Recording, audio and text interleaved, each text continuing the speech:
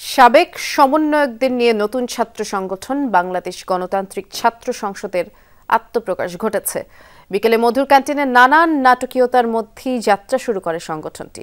তবে ছাত্রদের নতুন এই সংগঠন ঘিরে উত্তপ্ত হয়ে পড়ে ক্যাম্পাস। হাতাহাতি, পাল্টাপাল্টি স্লোগানে উত্তেজনা ছড়ায়। পদ বঞ্চিত হওয়ার অভিযোগও তোলে একটি পক্ষ। আর গণতান্ত্রিক চর্চায় নেতৃত্বের প্রতিযোগিতা থেকেই এমনটি ঘটেছে বলে মনে করেন নবগঠিত ছাত্র সংগঠনটি। রণক্ষেত্র ঢাকা বিশ্ববিদ্যালয়ের মধুর ক্যান্টিন। এমন হাতাহাতি আর সংঘর্ষ আগে দেখেনি ক্যাম্পাস, যেখানে পক্ষ দুটো, সরকারি ও বেসরকারি বিশ্ববিদ্যালয়।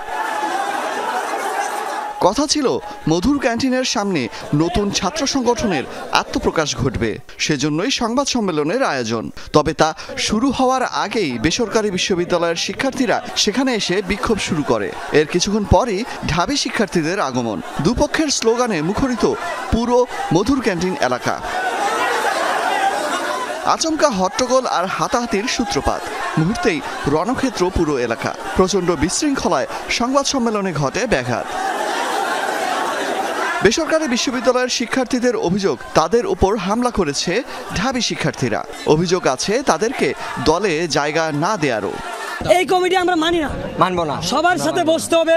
বিশ্ববিদ্যালয়ের ছাত্ররা প্রাইভেট বিশ্ববিদ্যালয়ের মেয়েদের উপরে গায়ে হাত তোলার আগে তাদের বুক কি একটুও কাঁপে নাই? আমরা সেটাকে প্রাইভেট থেকে প্রত্যাখ্যান করছি। আমরা আপনাদের এরকম সিন্ডিকেট ভিত্তিক এইটা মানি না। ঢাবি শিক্ষার্থীদের অভিযোগ, পুরো ব্যাপারটি পূর্ব পরিকল্পিত। তবে এত বিশৃঙ্খলার মাঝেও আত্মপ্রকাশ ঘটে সংগঠনের। দেয়া হয় কমিটির ঘোষণা। আমাদের এই নতুন ছাত্র সংগঠন বাংলাদেশ গণতান্ত্রিক ছাত্র সংসদের সকল সম্মিলিত প্রাইভেট বিশ্ববিদ্যালয়, বিভিন্ন পাবলিক বিশ্ববিদ্যালয়, জেলা ও উপজেলা শহরগুলোতে আমাদের যেই সংসদগুলো হবে, আমাদের যেই শাখাগুলো হবে, সেই কমিটিগুলো আমরা অতি দ্রুতই শিক্ষার্থীদের সাথে আলোচনার ভিত্তিতে সর্বসম্মতিক্রমে কিন্তু আমরা সেই প্রসেসের দিকে আগাবো। দুপক্ষের হাতাহাতিকে সংঘর্ষ নয়, বরং গণতান্ত্রিক চর্চার বহিঃপ্রকাশ হিসেবে দেখছে নবগঠিত এই সংগঠনটি। এই ইতিবাচক প্রতিযোগিতা চলমান থাকে। এই ইতিবাচক প্রতিযোগিতা কিন্তু নতুন বাংলাদেশ বিনির্মাণে আমাদেরকে সহযোগিতা করবে। অলক হাসান, যমুনা নিউজ, ঢাকা। ঘোষণা হয়েছে তারপরে